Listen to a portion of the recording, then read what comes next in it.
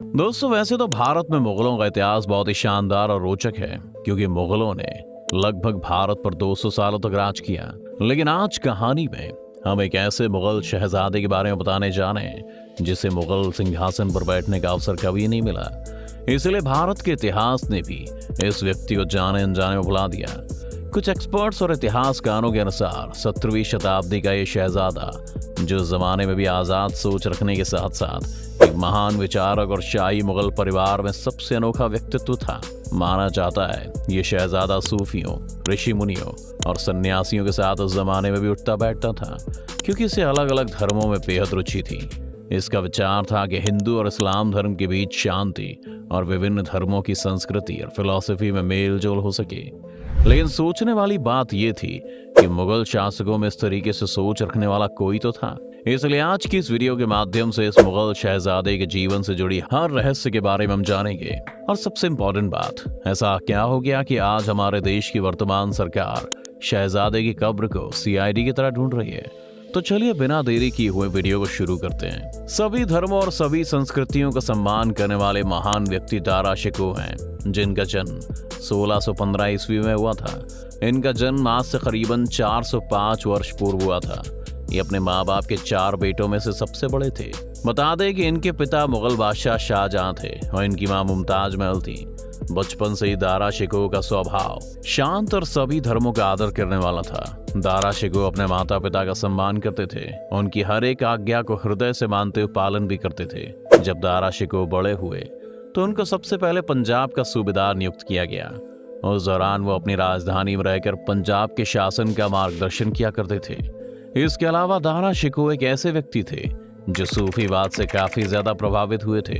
एक इतिहासकार बर्नियर ने अपनी किताब में बर्नियर की भारत यात्रा में लिखा है कि दारा शिकोह उस समय बहुत ही शांत स्वभाव और अच्छे गुणों वाले व्यक्तियों में से एक थे।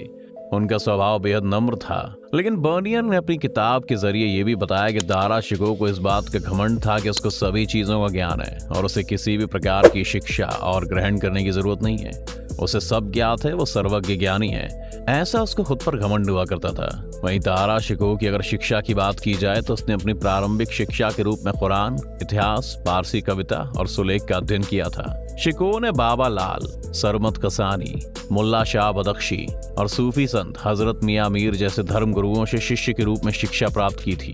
अब इधर बात अगर राजपाट की जाए तो दारा शिकोह मुगल बादशाह शाहजहां के बड़े बेटे तो थे ही, लेकिन इन सभी भाइयों में सबसे खास भी थे। और इसका अंदाजा इसी बात से लगाया जा सकता है कि शाहजहां ने कभी भी दारा को खुद से अलग नहीं किया, उन्हें जंग पर नहीं भेजा, उन्हें रियासतें संभालने की जवाबदेही नहीं दी, उनसे ऐसा कोई काम नहीं करवाया जिससे दारा को शाहजहां की नजरों से दूर होना पड़े। Dara Shikoh the man who would be king के लेखक अवीक चंदा बताती हैं कि दारा हमेशा शाहजहां के दरबार में उनके सामने रहते थे। जंग से उनका सामना वैसे कभी नहीं हुआ जैसे शाहजहां के और बेटों का, खास तौर पर औरंगजेब का, जो आगे चलकर हिंदुस्तान के तख्त पर बैठा। लेकिन दारा विचारक, प्रतिभाशाली कवि और सूफी संगीत में रुचि रखने वाले सहज से व्यक्ति थे। शायद इसीलिए उनका मन कभी लड़ाई और मार झगड़े की तरफ गया ही नहीं। इतिहासकारों के मुताबिक उन्होंने युद्ध के मैदान में चालबाज रणनीति और घात लगाकर दुश्मन को मारना जैसी चालाकियों का सामना बहुत कम किया। इसीलिए उनमें लोगों को परखने की शक्ति कम होती चली गई। इसलिए एक समय आया जब दक्षिण में एक बड़े सैन्य अभियान का नेतृत्व करने की बात आई तो शाहजहां ने औरंगजेब पर जवाबदारी डाली और युद्ध का मोर्चा संभालने को कहा। वहीं मुराद बख्श को गुजरात की ओर और दूसरे बेटे शाह शुजा को बंगाल की ओर जंग के लिए भेजा, जबकि दारा अकेले ऐसे बेटे थे जो उस वक्त शाहजहां के साथ रहे। इस दौरान बड़े बेटे के मुंह में शाहजहां ने दारा की ताजपोशी का ऐलान कर दिया था और उनके लिए अपने तख्त के पास ही शाही बुलंद इकबाल नाम से गद्दी बनवाई। इसके अलावा दारा को शाही कोष से रोजाना 1000 रुपए बतौर खर्च के रूप में दिए जाते थे। लेकिन नम्र स्वभाव होने के कारण इतिहासकार बताते हैं कि दारा ये पैसा गरीबों और जरूरतमंदों पर खर्च किया करते थे। लेकिन किसको पता था कि नरम दिल के शहजादे के साथ गद्दी को लेकर आगे क्या होने वाला है। बात इन दिनों की है जब 28 मई 1633 को एक बहुत ही नाटकीय घटना हुई, जिसने काफी हद तक ये बता दिया कि हिंदुस्तान का अगला वारिस कौन हो सकता है। असल में दिल्ली के मुगलिया महल में हाथियों की लड़ाई का खेल चल रहा था और सुधाकर और सूरत सुंदर नाम के 2 हाथी मैदान में थे। इस दौरान सूरज सुंदर हाथी मैदान छोड़कर भागने लगा क्योंकि सुधाकर उसे दौड़ा रहा था और वो उस पर भारी पड़ रहा था।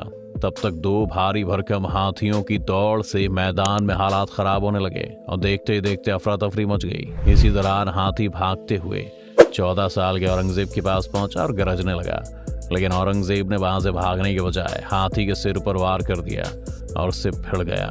देखते ही देखते सैनिक भी हरकत में आ गए और तब जाकर काफी मशक्कत करके हाथी पर काबू पाया गया। इस घटना के बाद शाहजहां ने औरंगजेब को गले लगा लिया और ये औरंगजेब की हिम्मत और बहादुरी का पहला नमूना था जिसे दिल्ली की जनता ने अपनी आंखों से देखा। और उसी दरबार में उपस्थित रहे दारा को सिर्फ एक तमाशा देखने वाले की तरह खड़ा पाया। हालांकि इतिहासकार राणा सफवी ने अपनी किताबों में कहा है कि इस घटना के वक्त दारा बहुत दूर थे, इसलिए वो मैदान में पहुंच नहीं सके थे। अगर इस वाक्य को भी छोड़ दें तब भी एक और घटना है जो दारा के निर्णय पर सवाल खड़ा करती है। दारा शिकोह ने एक बार फारसियों को मारने और भागने के लिए जंग में हिस्सा लिया। उनके साथ जितने सिपाही, हाथी और हमलावर सैनिक थे उतने ही साधु और तांत्रिक भी। ऐसा इसलिए क्योंकि कहा जाता है कि दारा को युद्ध कौशल और सैनिकों से ज्यादा तांत्रिकों और मुनियों के मंत्रों पर भरोसा था। इस दौरान फ्रांसीसियों से लोहा लेने के लिए दारा कंदहार पर चढ़ाई कर रहे थे, जहां से एक बार पहले औरंगजेब परास्त होकर वापस आ चुके थे। बता दें कि फारसी सैनिकों के पास सशक्त सेना थी, वे जंग के लिए तैयार थे, जबकि दारा ने अपने सैनिकों से ज्यादा तांत्रिकों पर विश्वास किया और उनकी मर्जी से ही जंग शुरू की। शायद इसलिए कहा जाता है कि उस लड़ाई में हार गए, जिसके चलते इतिहासकार मानते हैं कि निर्णय उनके व्यक्तित्व पर बहुत बड़ा असर छोड़ गया और वो मायूस रहने लगे। लेकिन सवाल अब भी वही था कि अगला मुगलिया सल्तनत की गद्दी कौन संभालेगा, कौन बना बादशाह। वैसे तो सभी लोग जानते हैं कि औरंगजेब शाहजहां का बेटा था, वो कितना खूंखार और शातिर था। आप औरंगजेब के बारे में सिर्फ इसी बात से अंदाजा लगा सकते हैं जब उसने अपने बल के दम पर तख्त पर बैठने के लिए अपने पिता को ही बंदी बना लिया। दोस्तों, ये चलन उनके परिवार के लिए कोई नया नहीं था, क्योंकि शाहजहां ने सिंहासन पाने के लिए न सिर्फ अपने दो भाइयों खुसरो और शहरयार की मौत का आदेश दिया, बल्कि 1628 में गद्दी संभालने पर अपने दो भतीजों और चचेरे भाइयों को मरवाया था। उनके पहले शाहजहां के पिता जहांगीर भी अपने छोटे भाई दानियाल की मौत के जिम्मेदार बने थे, इसलिए औरंगजेब का यह फैसला चौंकाने वाला नहीं था। बाप को बंदी बनाने के बाद सिंहासन के लिए दारा और औरंगजेब के बीच जंग हुई और इस जंग में एक बार फिर दादा का निर्णय उनके लिए घातक साबित हुआ और जंग में दारा को मुंह की खानी पड़ी, जिसके चलते दारा के पास भागने के सिवा कोई दूसरा चारा नहीं था। वो दिल्ली से भागते हुए सबसे पहले पंजाब गए और फिर वहां से भागते हुए आज के पंजाब के रास्ते अफगानिस्तान में एंट्री ली और वहीं छुपकर अपना आशियाना तलाशने की कोशिश की। लेकिन कुछ वक्त बीत जाने के बाद वो वहां पकड़े गए, जिसके बाद उन्हें दिल्ली लाया गया। लेकिन अब उनका सामना अपने बाप से नहीं बल्कि ऐसे खूंखार भाई से था। औरंगजेब ने अपने बड़े भाई दारा शिकोह को दिल्ली की सड़कों पर पूरी प्रजा के बीच घुमा घुमा कर बेइज्जत किया। फ्रेंच इतिहासकार फ्रांसुआ बर्नियर ने अपनी किताब travel in the Mughal India में लिखा कि इस बेइज्जती के दौरान दारा का 14 साल का बेटा सिफिर शिकोह भी साथ था। इसके बाद में दोनों को अलग कर दिया गया और फिर दारा शिकोह का सिर औरंगजेब ने कलम करवा दिया। इतिहासकार बताते हैं कि सर कलम करने के बावजूद भी औरंगजेब का मन नहीं भरा, तो उसने अपने पिता शाहजहां को तोहफे के तौर पर कटा सर भिजवाया, जिसे देखकर वो अपने आंसू नहीं रोक पाए। फिर विवाद क्यों उपजाए? अब इसी कहानी को जानने के बाद आप सोच रहे होंगे कि दारा शिकोह पर विवाद क्यों हो रहा है, तो आपको बता दें कि असल में सर कलम करने के बाद दारा का धड़ हुमायूं के मकबरे के पास कहीं दफन किया गया था, जहां बादशाह अकबर के बेटे दानियाल और मुराद दफन है और जहां बाद में अन्य तैमूरी वंश के शहजादों और शहजादियों को भी दफन किया गया था, जबकि उनकी बॉडी को ताजमहल परिसर आगरा में कहीं गड़वाया गया था। यही क्रूरता दिखाती है कि औरंगजेब बाकी मुगल शासकों से कितना खतरनाक था। इसी छानबीन के चक्कर में सरकार जानना चाह रही है कि सर कहाँ है और बॉडी कहाँ है, लेकिन पुख्ता सबूत अभी किसी के पास नहीं है। वहीं अगर एक और सबूत की बात करें तो बर्नियर अपनी किताब में बताते हैं कि औरंगजेब का मानना था कि जब भी शाहजहां की नजर अपनी बेगम के मकबरे पर जाएगी, उन्हें ख्याल आएगा कि उनके सबसे बड़े बेटे का सर भी वहां सड़ रहा है। वहीं केंद्र सरकार को दारा में दिलचस्पी इसलिए है क्योंकि वो बाकी मुगल बादशाहों की तुलना में हिंदुत्व प्रेमी थे। उन्हें भारत की संस्कृति और हिंदू धर्म से प्यार था, वे इस धर्म को मानकर आगे ले जाना चाहते थे। इसलिए औरंगजेब ने भी दारा को इस्लाम विरोधी करार दिया था। इसलिए सेंट्रल गवर्नमेंट दारा की कब्र तलाश करके भारत के मुसलमानों के लिए मसीहा या फिर यूं कहें आइडियल के तौर पर उन्हें प्रचारित करना चाहती है। हालांकि कुछ आलोचक ये भी कह रहे हैं कि अगर ऐसा ही है तो दारा को मुसलमानों के लिए क्यों, पूरे हिंदुस्तान के लिए प्रेरणा बनाना चाहिए। लेकिन दोस्तों अब आपको तय करना है कि दारा शिकोह कैसा व्यक्ति था। आप हमें अपनी राय कमेंट सेक्शन में बता सकते हैं। साथ ही वीडियो को लाइक और ऐसे ही अच्छे अच्छे अपडेट्स के लिए चैनल को सब्सक्राइब कर दीजिएगा।